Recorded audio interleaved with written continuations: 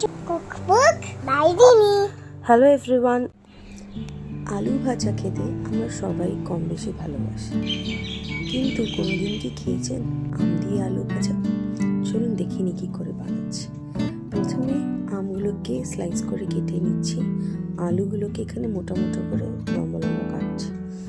এরপরে এই রান্নাটি আমরা পুরোপুরি সর্ষের তেলে করব। তারপরে কড়াইতে একটু সর্ষের তেল দিয়ে তার মধ্যে শুকনো লঙ্কা আর কালো জিরে ফোড়ন দিচ্ছি। এরপরে আমরা আলুগুলো তেলের মধ্যে ছেড়ে দিচ্ছি।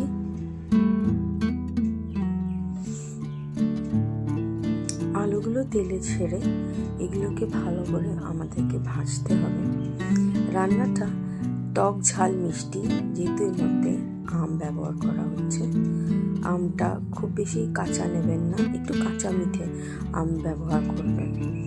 এবার আলুগুলোকে একটু ভাজা ভাজা হয়ে গেলে এর মধ্যে একটু নুন দিচ্ছি স্বাদ অনুসার, দিয়ে হলুদ গুঁড়ো দিচ্ছি।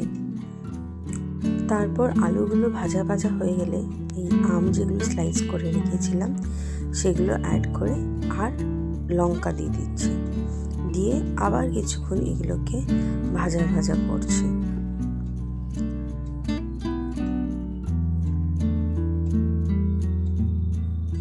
এরপরে আমরা এর ওপর থেকে একটু পোস্ত ছড়িয়ে দিচ্ছি।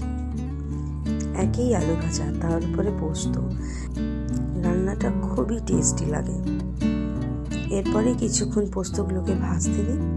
ভাজা হয়ে গেলেই বাস রেডি হয়ে গেল আমাদের আম দিয়ে বা পোস্ত দিয়ে আলু ভাজা। রুটি দিয়ে খাবেন বা প্রথম পাতে ভাতের সাথে খাবেন, এটা আপনাদের ব্যাপার। এই রান্নাটা একবার ট্রাই করে দেখতে পারেন। যদি খেয়ে থাকেন তাহলে আমাকে জানাবেন যে এইটাকে আরও কীভাবে আরও টেস্টি করা যেতে পারে। আর যারা খাননি তারা একবার ট্রাই করে দেখবেন। টাটা।